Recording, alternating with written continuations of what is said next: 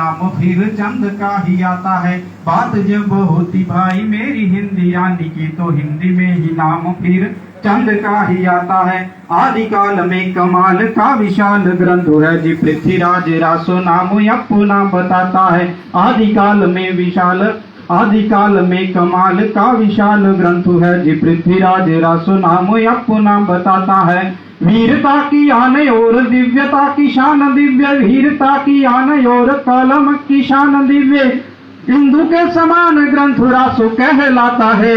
अमर हुआ है नाम इतिहास में जो आज, अमर हुआ है नाम इतिहास में जो आज, सारा जग चंद का ही गुणगान गाता है, सारा जग चंद का ही गुणगान गाता है। तो अब एक हास्य रचना प्रस्तुत करता हूं मैं आप सभी के समक्ष। आपने शायद देखा भी होगा, जो आपके सोशल मीडिया है उस पर एक वीडियो ऐसी तरह से बहुत सी वायरल होती है, और मैंने पड़ोस में ही एक किस्सा देखा था, उस पर यह कविता लिखी है। नशे पे है, शराब पे है।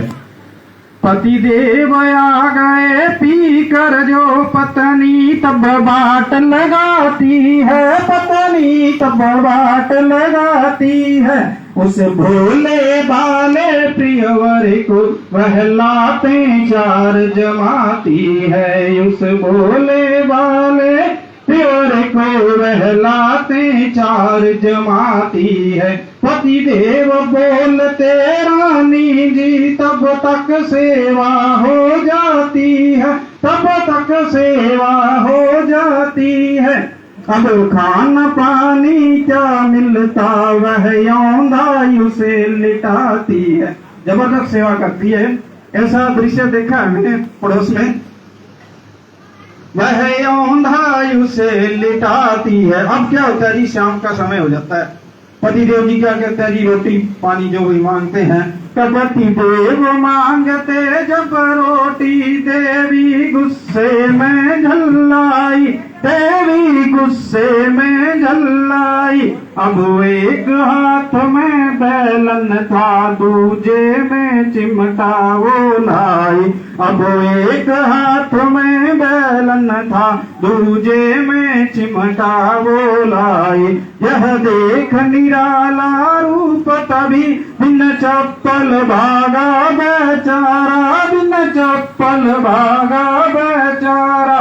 जब मारा बैलन सर चिमटा, वो नशा न करता दोबारा। जब मारा बैलन सर चिमटा, वो नशा न करता दोबारा। ताली बजा दिया करो रचना पसंद आए तो। अब मुक्तक पेश करता हूँ कुछ आप सभी के समक्ष। श्रृंगार रस में है ये, सभी रस में लगभग कविताएं मिल जाएगी मेरी आपको।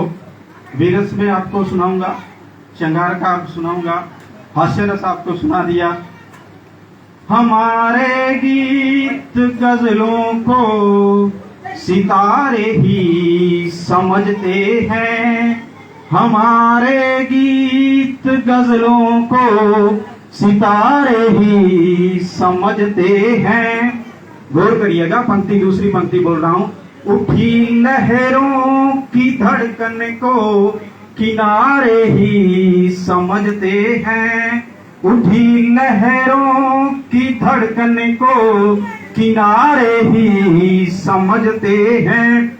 हुए वो प्रीत में पागल, बताएं आपको कैसे, हुए वो प्रीत में पागल, बताएं आपको कैसे। हमारे प्रेम की भाषा तुम्हारे ही समझते हैं, हमारे प्रेम की भाषा तुम्हारे ही समझते हैं। अब इसमें प्रेम शब्द आता है ना, तो प्रेम कई प्रकार का होता है। हम प्रेम का शाब्दिक अर्थ कुछ और लेते हैं। इसका मैं एक उदाहरण देता हूं आपके समक्ष। स्वामी केशवानंद जी महाराज, तो स्वामी केशवानंद जी महाराज बहुत ही बड़े संत हुए हैं। उन्होंने प्रेम किया हिंदी से, हिंदी भाषा से प्रेम किया, और हमारे अबोहर में बहुत बड़ा साहित्य सदन बना डाला। अनपढ़ थे वो, बिल्कुल अनपढ़ थे और उन्होंने क्या कर दिया, एक अनपढ़ व्यक्ति ने एक बहुत बड़े साहित्य सदन की स्थापना कर दी और आज उस साहित्य सदन में 73 हस्तलिखित प्रतियां हैं और उनमें से एक हमारे जो चंद्र राय जी है उनका जो पृथ्वीराज रासो लिखा हुआ है वो मिलता है उसमें। तो इनके नाम पे जोरदार तालियां हो जाए। एक मुक्तक और पेश करता हूं आगे आपके समक्ष।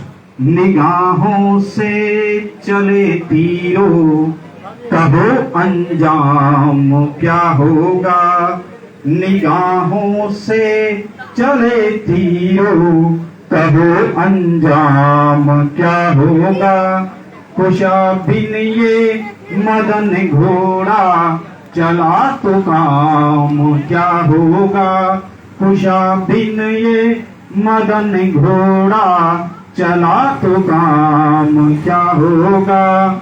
सुनाए आपको कैसे कमल समरूप की गाथा, सुनाए आपको कैसे कमल समरूप की गाथा। अंतिम पंक्ति पढ़ रहा हूं, आप सबका आशीर्वाद चाहूंगा। सुनाए आपको कैसे कमल समरूप की गाथा, लगा सब दाम पर जिसके कि उसका दाम क्या होगा, लगा सब दाम पर जिसके कि उसका दाम क्या होगा। तालियां बजा दिया करो थोड़ी थोड़ी। ये हमारे देश की परंपरा ही है।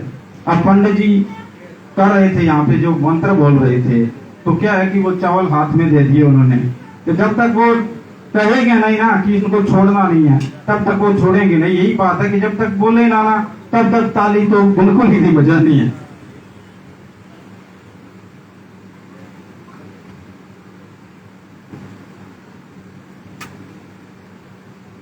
अब एक रचना आपको शायद बहुत अच्छी लगेगी। ये रचना मैंने तब लिखी थी जब कश्मीर के अंदर कुछ हालात विपरीत थे, चीन की सेना उधर घात लगाए बैठी थी, तो उस समय मेरे मन में कुछ विचार आए, वो मैंने लिखे, वो आपके समक्ष प्रस्तुत करता हूँ। यदि आपको यह कविता अच्छी लगे तो उसके बाद जोरदार तालियां बजा दीजिएगा। पहले बोल देता हूँ, बाद में नहीं बोलूंगा मैं। काश्मीर पर अभी गीदड़ घात लगाए बैठे हैं, काश्मीर पर अभी गीदड़ घात लगाए बैठे हैं, काश्मीर पर अभी गीदड़ घात लगाए बैठे हैं, शेरों की ये मान छुड़ाने गेहूं बनाए बैठे हैं, शेरों की ये मान छुड़ाने गेहूं बनाए बैठे हैं। चीनी कुत्ते भौं करते नैन जमाए घाटी पर, चीनी कुत्ते भौं करते नैन जमाए घाटी पर, लोचो आंखें इन कुत्तों की इन्हें सुला दो माटी पर, लोचो आंखें इन कुत्तों की इन्हें सुला दो माटी पर।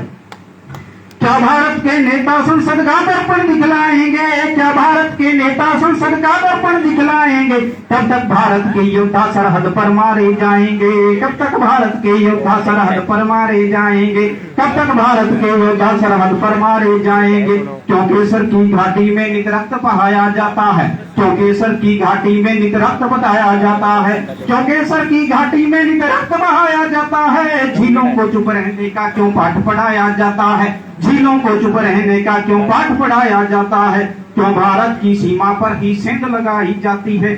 और देशों में सुना आपने कभी किसी पे कि आक्रमण हो गया वहां पर आतंकवादी आ गए, हिंदुस्तान में क्यों होता है ऐसा, और देशों में क्यों नहीं होता? क्यों भारत की सरहद पर ही सेंध लगाई जाती है, क्यों भारत की सरहद पर ही सेंध लगाई जाती है। क्यों पादप की डाली बैठी बुलबुल गाली गाती है, क्यों पादप की डाली बैठी बुलबुल गाली गाती है। अब पक्षीगण माध्यम बताया मैंने, बुलबुल गाली गाती है। क्यों पादप की डाली बैठी बुलबुल गाली गाती है। क्यों भारत के झंडे के नित कफन बनाए जाते हैं, क्यों भारत के झंडे के नित कफन बनाए जाते हैं। क्यों पुलवामा जैसे हमले यूं करवाए जाते हैं, क्यों पुलवामा जैसे हमले यूं करवाए जाते हैं। कितने वर्ष हो गए भारत को आजाद हुए, हर वक्त, हर साल, हर महीने, हर दिन कोई ना कोई एक आधी घटना ऐसी घटित होती ही रहती है। क्यों होता है ऐसा? क्या हम सक्षम नहीं हुए अभी तक भी?